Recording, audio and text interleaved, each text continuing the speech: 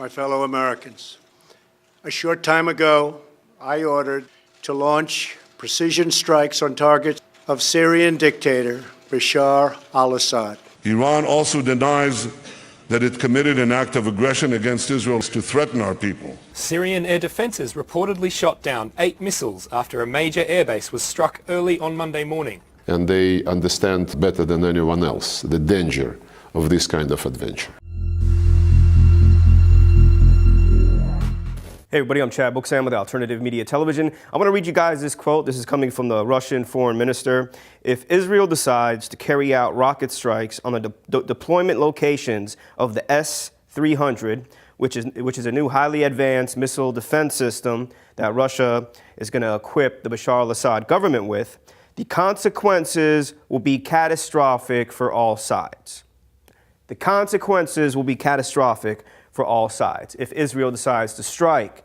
Now, I'm going to go over an interesting policy that Israel has, where if there is even if a kid throws like a firecracker, okay, near the border of Israel and the Golan Heights, Israel, no matter who it is, it could be ISIS, it could be anybody, if some little explosion occurs near their border, Israel's policy is to attack the Bashar al-Assad government by any means necessary. Now, this just occurred.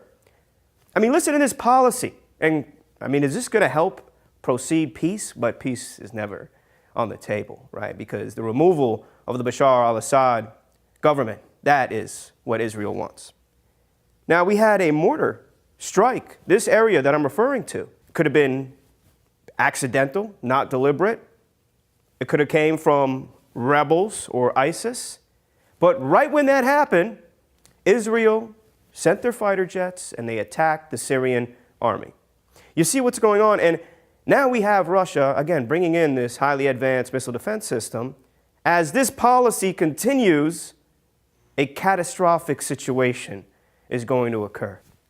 Now, Israel has brought back some of their F-15 fighter jets from the Arctic region where they're doing some kind of exercise or some kind of thing that they're taking part in. And basically what Israel is doing is because they're concerned about Iran. They're concerned about Iran's retaliation from what do we see Israel has been doing that we've been reporting here while the mainstream media is just distracted with all this nonsense with James Comey, with porn stars basically. Israel has continued to attack Iranian forces in Syria. They've continued to do this. Now that's again why Russia is bringing up a more highly advanced missile defense system. Okay?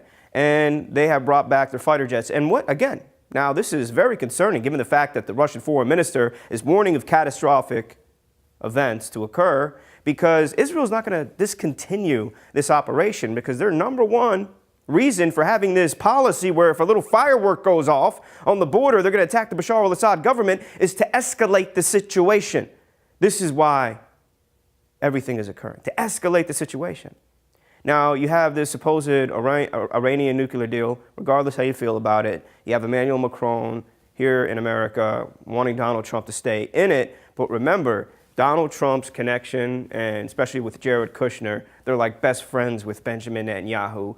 Benjamin Netanyahu's goals is going to trump whatever France says to Trump, right? 100%. I really don't see Donald Trump going forward with the Iranian nuclear deal, and if he does, it's going to be much more watered down. In the event that it doesn't even matter because Israel is going to be the one attacking Iran as they've been doing in Syria. Israel, we don't, I keep stating this, we don't have to always do the bombing. It's not mission accomplished because Israel, our number one ally, is continuing to bomb the region. Now, this makes it much more dangerous. It's also connected to what you see happening in Gaza. Look, regardless how you feel about the Palestinians or the Israeli situation, look, it's a very complicated situation, but there's not going to be a peace deal. There never was. It's not on the table. Now, what do we also see occurring? You see the Iraqi military, which is the United States, the extension of the United States. They're still making their moves. I find it interesting that this is not getting reported on much. But what America has is these military proxies, these branches where when we went into the Middle East after 9/11, we took over these countries and now we use them to do a lot of the fighting. We use them to do a lot